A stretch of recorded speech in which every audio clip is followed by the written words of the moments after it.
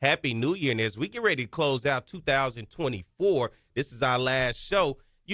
Getting ready to head into 2025, that means conference play is going to start in the SWAC.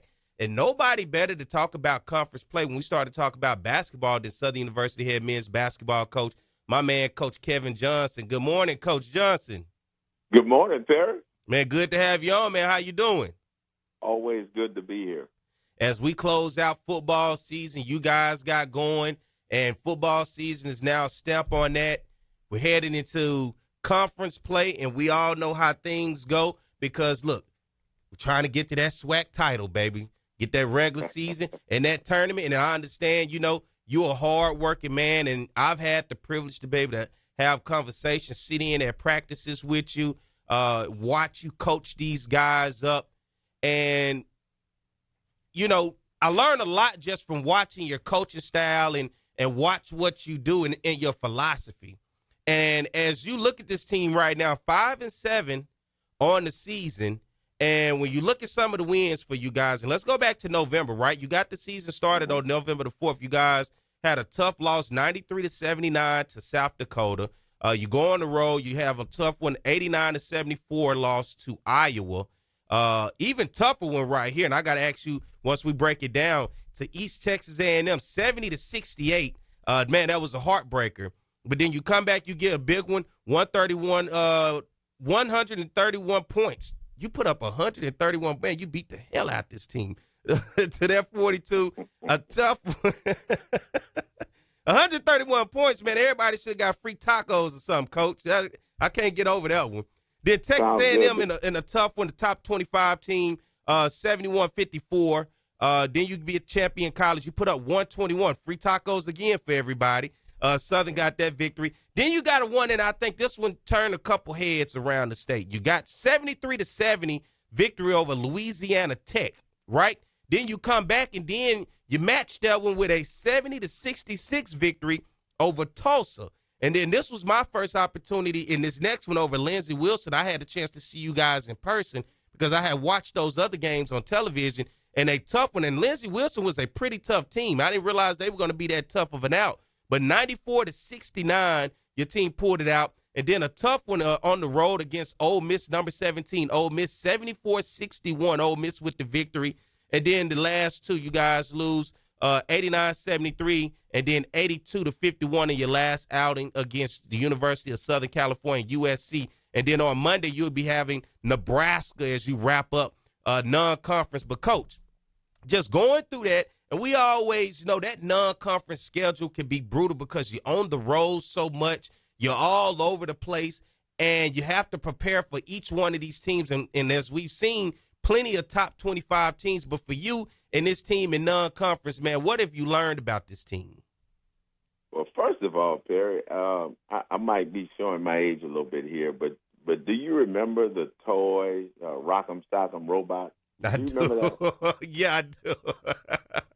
So I'm listening to you recount our non-conference schedule to this point, and I feel like one of those robots, man. I'm just getting hit in the head, bam, bam, bam, bam, and man, it just tells you we've kind of been all over the country. And I read something yesterday that we played the 14th toughest schedule in all of college basketball. Really? So I don't know if our fans understand that there's 365 teams that play Division I basketball. Our schedule is the 14th toughest. And, in saying that, when you look at the Division I experience, you were talking about our first three games. We are 329th in Division I experience. That's guys who have had experience at this level. And so we start off the season at South Dakota, and they have 11 seniors on that team. We go to Iowa, and they have 7. And then even at East Texas A&M, it was a veteran team, and that's a game that we definitely well could have won. We actually had the ball and had the last possession of the game and had a misexecution. But the one thing that I have noticed this year is that the teams that are really successful, they're very senior laden. And so it excites me that we've been able to be as competitive as we have, having ranking, 329th out of 365 in Division I experience. But we had a home game there in Ecclesia where I think it was more of our guys just, getting a little frustration out of, losing that tough one on the road at East Texas A&M and just being on the road, man. Sometimes it's just good to be at home. Mm-hmm. And but you look at some of the people we played. Texas A&M was ranked 13th in the country, and that's a ball game that we really led and kind of dominated towards the end of the first half.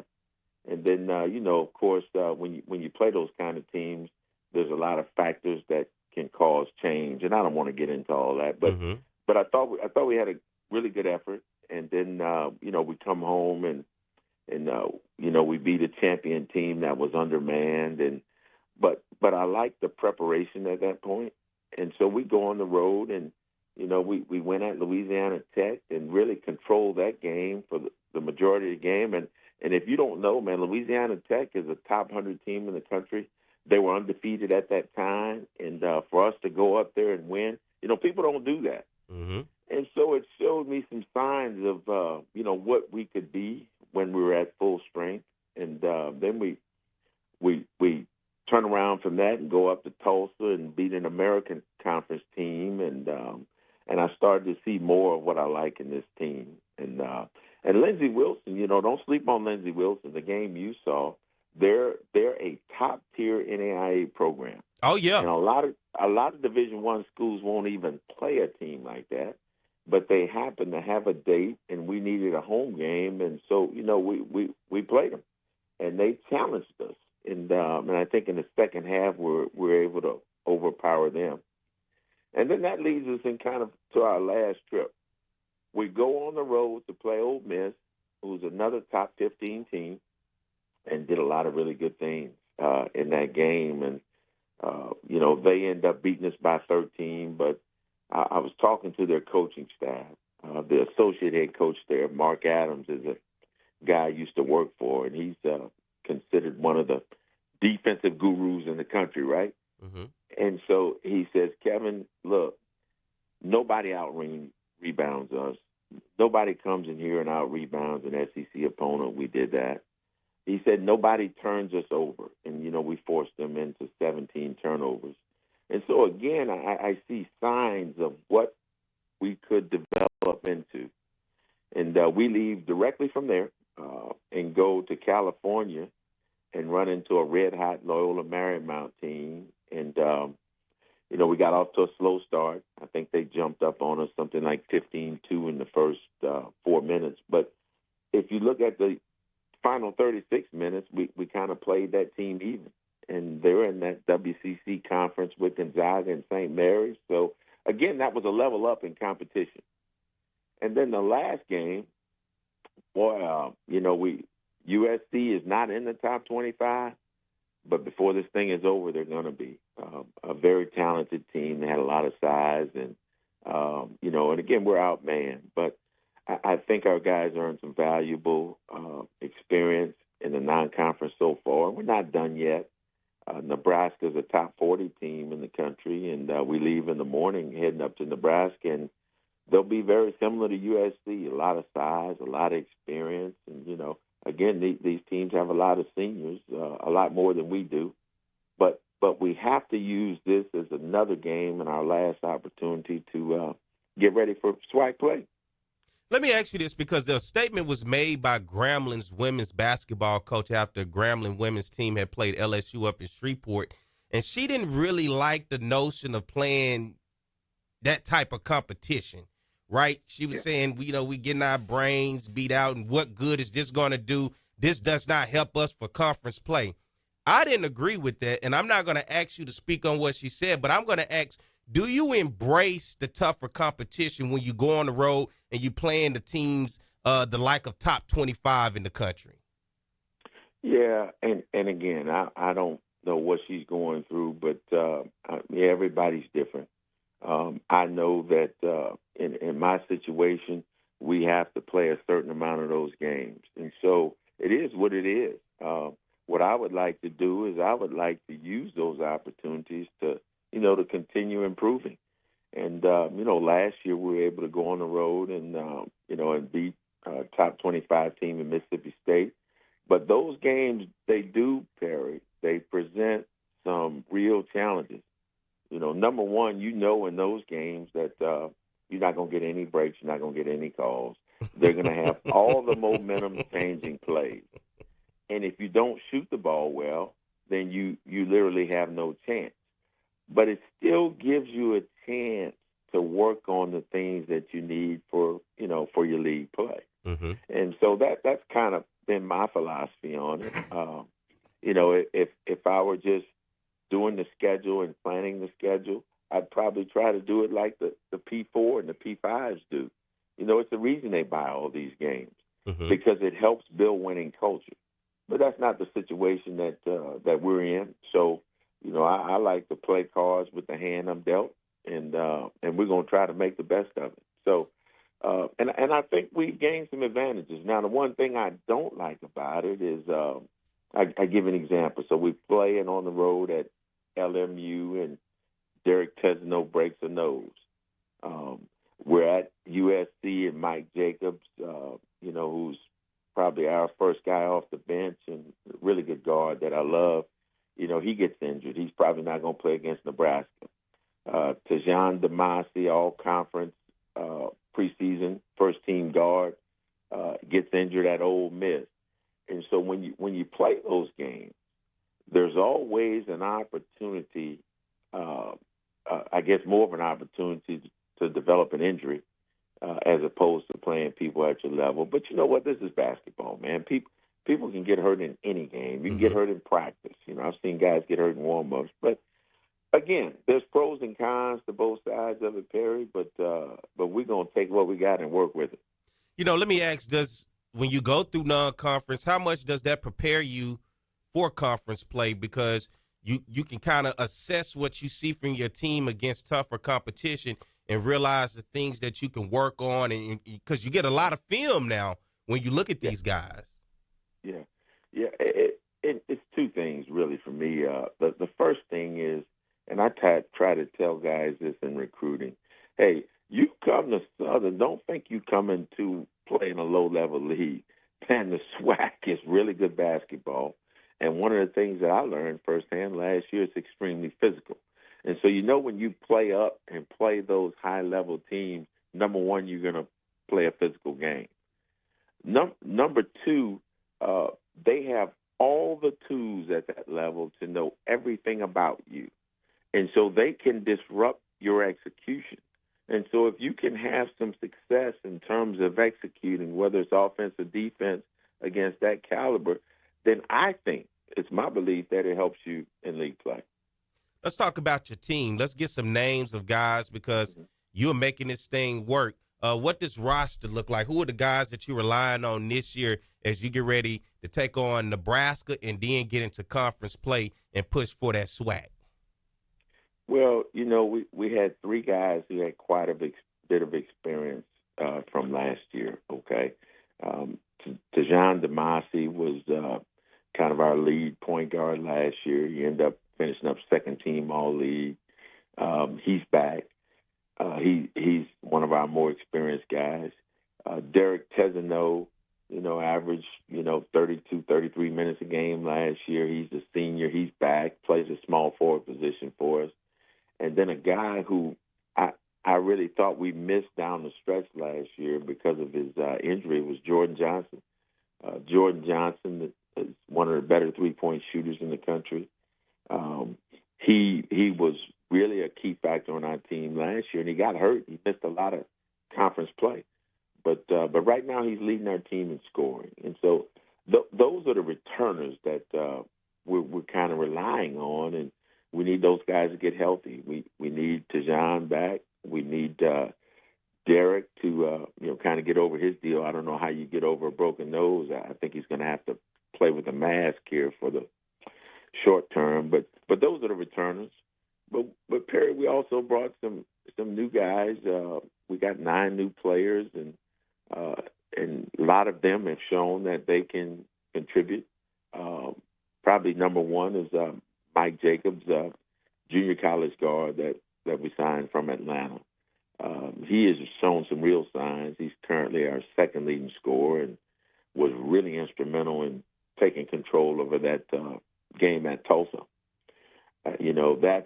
That's the guy we recruited, and we needed him to be able to be like a lead guard, a downhill guard, an attacking guard. And so he's shown some good signs. Damari Jones, another transfer that came from Mobile, has shown some signs that he can score inside and rebound the ball. Joe Manning, who's a Louisiana native from Bossier, junior college guard. He had 21 points in the win over at Louisiana Tech. So trying to get him to continue to be consistent. And, he's shooting 48% from three, which is something that this team desperately needs, a great three-point threat. And then there's some other guys that I'd like to see a little bit more from.